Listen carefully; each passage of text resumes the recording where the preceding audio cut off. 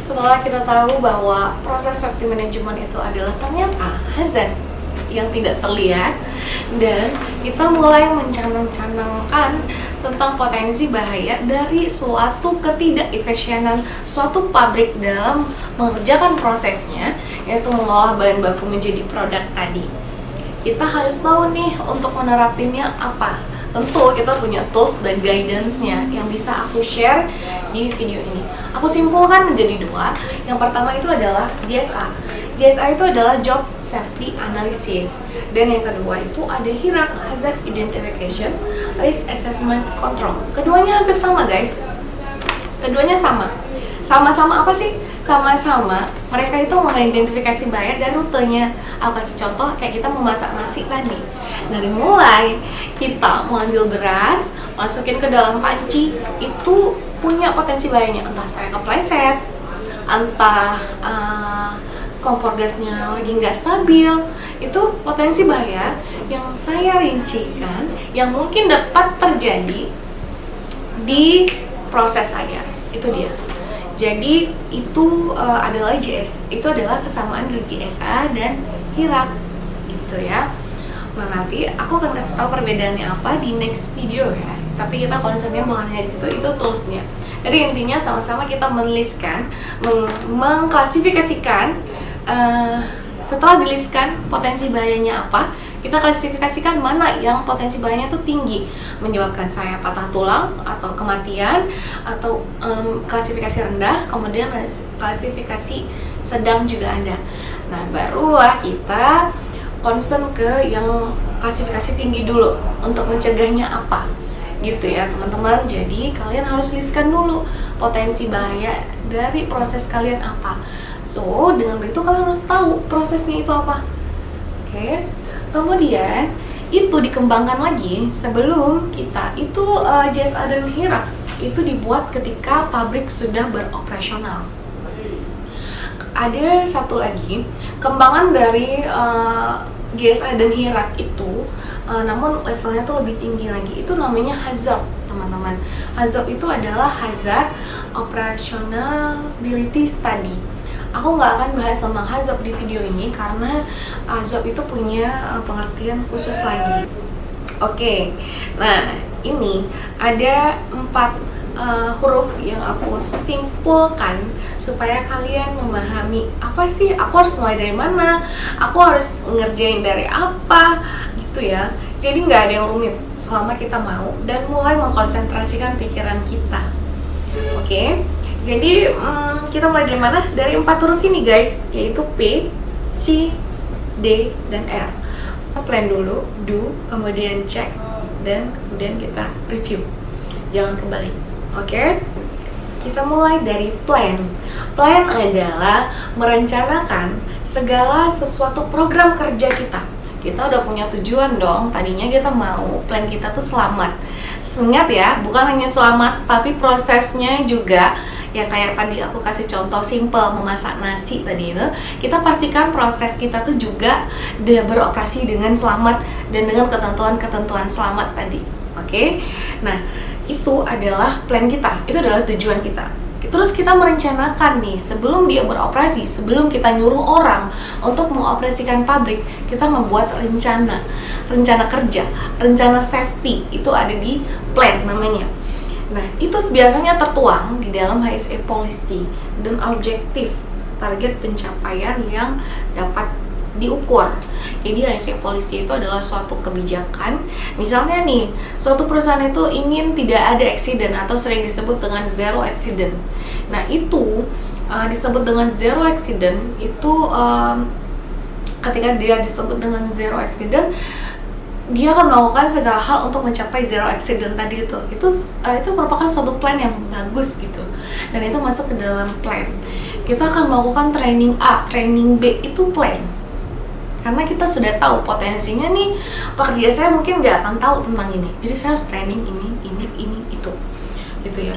Jadi itu tentang plan ya, tidak ada sesuatu yang terjadi tanpa plan. Kita harus memplanningkan segala sesuatunya guys. Kita masuk ke action, kita masuk ke bagian do atau action. No, jangan plan-plan doang guys, kita juga harus nge-action gitu ya. Nge-action itu gampang, nge-action itu gampang? Enggak gampang. Nge-action itu kita benar-benar action nih, planning yang udah kita buat tadi, kita bersama tim, kita bersama perusahaan, ya, kita mengaplikasikannya, mengactionnya. Contohnya, misalnya kita mau buat training di rencana kerja kita, ya kita harus berikan training, kita harus atur schedule, kita harus benar-benar melakukan training. Jangan lupa dokumentasi ya, itu penting banget.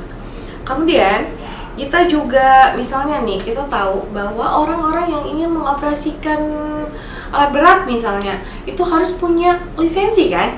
Nah, kalau kita mengabaikan itu, artinya kita tidak peduli dong dengan kapasitas seseorang itu benar-benar mampu bekerja dengan selamat dan proper di bagiannya, kayak gitu. Kemudian manajemen area, jadi area yang berpotensi bahaya kayak area licin, lain-lain yang kira-kira potensi bahaya kita kondisikan.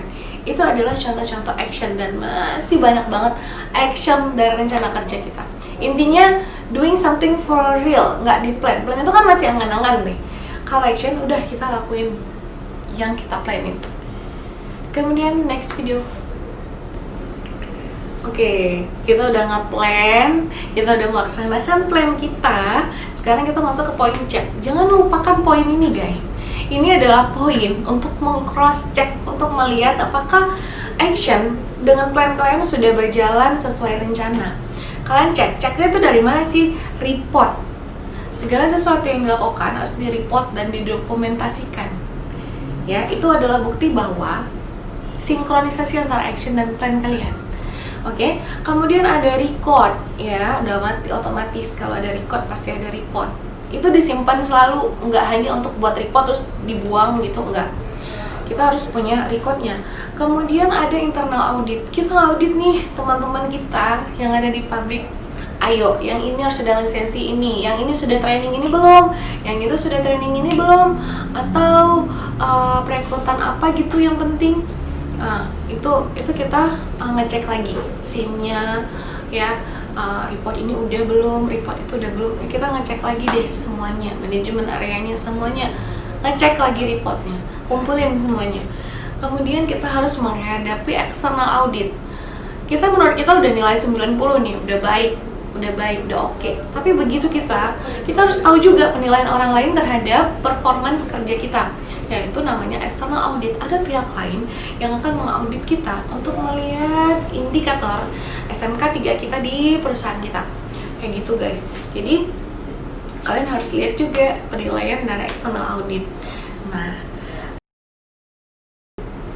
Nah, yang terakhir adalah review. Ini kita harus melibatkan manajemen. Kita tentunya harus melaporkan usaha keras kita untuk mencegah terjadinya bahaya di pabrik kita, itu harus kita laporkan kepada manajemen. Manajemen harus mereview kerja kita. Nah, kenapa? Penting karena semua itu harus bernilai, terukur. Dan itu semua harus ternilai dan terukur seperti aku sampaikan tadi. Bisa jadi kita terlalu boros bulan ini, memang sih baik, tapi kita harus terlalu boros, ya. Bisa jadi kurang efisien, kita terlalu banyak buat pelatihan untuk banksman misalnya, flagman atau apapun. Tapi sebenarnya kita perlu pelatihan untuk ini, ada yang kita lewatkan. Makanya kita tidak hanya mereview sendiri, tapi perlu manajemen yang review, perlu kita bahas bersama, kita presentasi. Biasanya itu dilakukan akhir tahun. Oke, ini adalah step yang terakhir. Oke guys, kalian tadi udah lihat apa itu proses safety management, apa bedanya dengan safety management yang kita pahami selama ini, kemudian guidance dan tools penerapannya apa. Oke, semoga itu bermanfaat. Jangan lupa like, comment, dan subscribe. Kalian juga mau aku mau buatin video konten apa, itu aku dikasih tahu supaya aku bisa terus membantu kalian dalam video apapun. Gak mesti safety guys, itu bisa tentang opini, bisa tentang fakta. Aku akan cari sumbernya. Aku kebetulan juga suka baca dan lain-lain. Kita bisa sharing apapun di channel ini.